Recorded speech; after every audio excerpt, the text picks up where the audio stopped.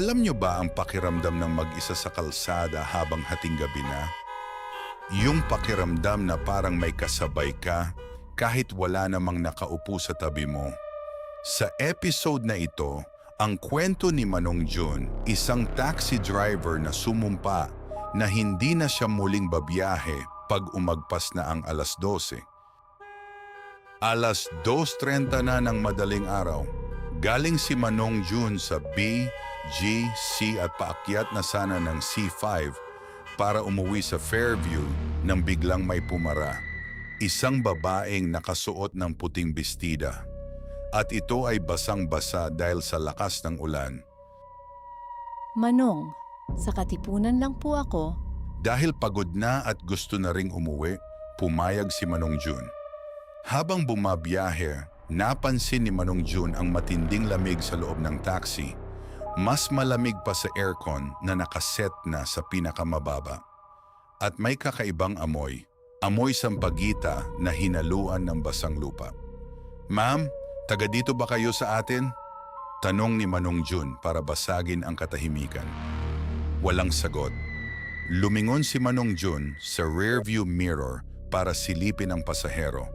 Pero ang nakita niya ay puro buhok lang na nakatabing sa mukha nito. Nanginginig ang kamay ni Manong Jun. Binilisan niya ang takbo. Pagdating sa tapat ng isang madilim na eskinita, malapit sa Katipunan, biglang nagsalita ang babae. Dito na lang po ako, kuya. Huminto si Manong Jun. Paglingon niya, inabot ng babae ang bayad. Ramdam ni Manong Jun ang lamig ng balat nito nung naabot niya ang bayad. Parang yelo. Pagbaba ng babae, hindi ito naglakad. Tila naglaho lang ito sa dilim. Pagtingin ni Manong Jun sa barya, napansin niyang ang bayad ng babae ay hindi pera.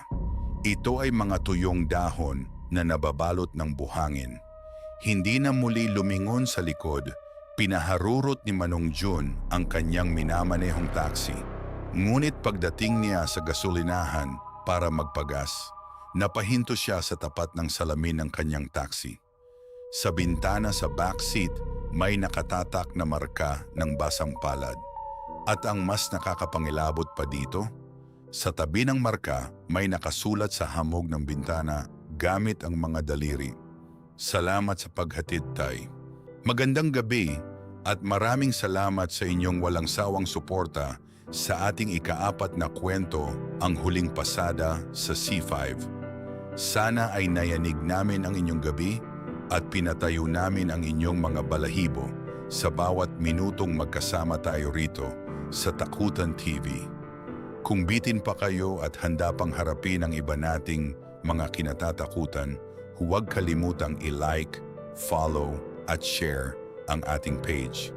Itag mo na rin sa comment section ang kaibigan mong matapang. O baka naman, yung kaibigan mong madaling matakot para may kasama ka sa dilim. Ito muli ang inyong kasama sa gabi.